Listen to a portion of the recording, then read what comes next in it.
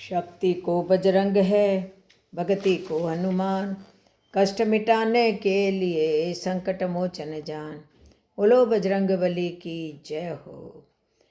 आज मैं आपको एक प्रसंग सुना रही हूँ, हैसियत।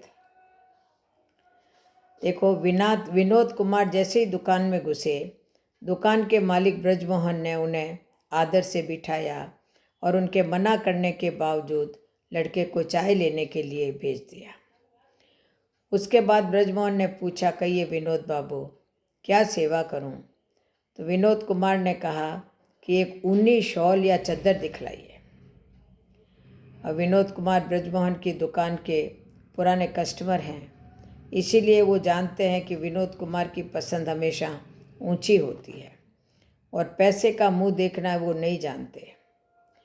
सो उन्होंने एक से एक बढ़िया ऊनी शॉलों का और चद्दरों का ढेर लगा दिया। विनोद कुमार ने शालों और चद्दरों की क्वालिटी को देखते हुए कहा, ब्रजमोहन भाई, इतनी हैवी नहीं, कोई हल्की सी शॉल या चद्दर दिखलाइए। यह सुनकर ब्रजमोहन को विश्वास नहीं हुआ, तो उन्होंने कहा, हल्की? और आप क्यों मजाक कर रहे हो विनोद बाबू? भला हल्की शाल का क्या करेंगे आप? तो विनोद कुमार ने कहा, ऐसा है ब्रजमोहन भाई, हमारी बहन उर्मिला है ना, उसकी सास शांति देवी के लिए भिजवानी है।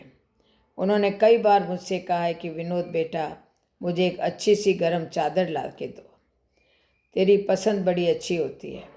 पहले भी तूने एक शाल लाकर दी थी जो बहुत गर्म थी और कई साल चली थी। अब ब्रजमोहन के सामने फैली हुई शाल और चद्दरों के ढेर को एक तरफ सरकाकर कुछ मीडियम किस्म की शालें खोल दी।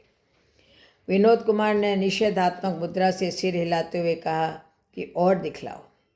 ब्रजमोहन हैरान था, पर ग्राहक की मर्जी के सामने लाचार भी था।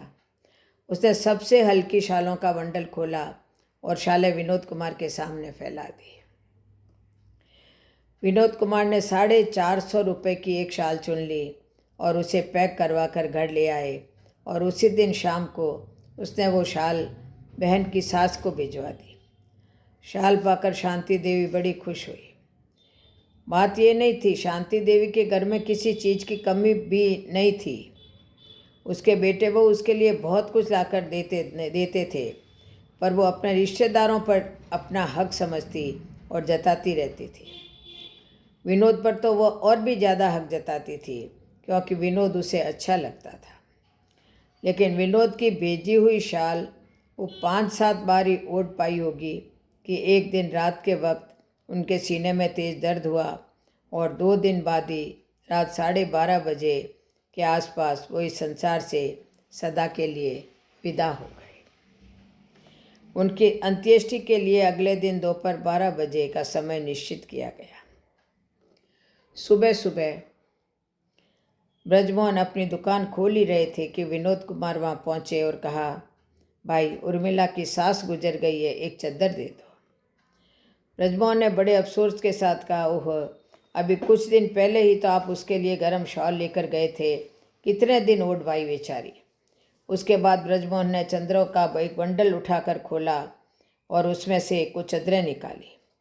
विनोद कुमार ने चद्दरें देखी तो उनका चेहरा बिगड़ सा गया और उन्होंने कहा, ब्रजमोहन, जरा ढंग की चद्दरें निकालो।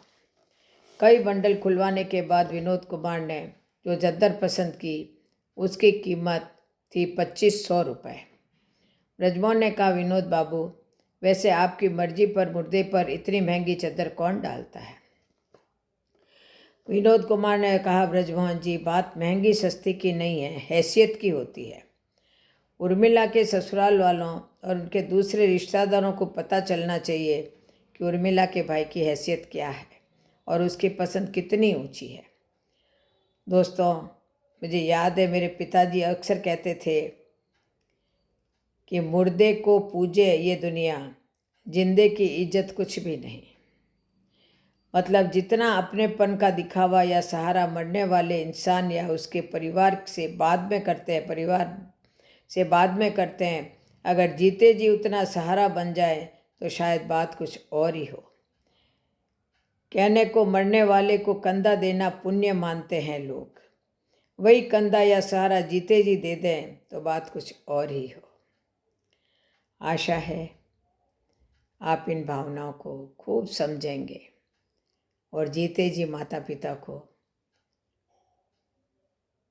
की बहुत सेवा करेंगे। बोलो जय जय श्री राधे, जय जय श्री कृष्ण, जय जय श्री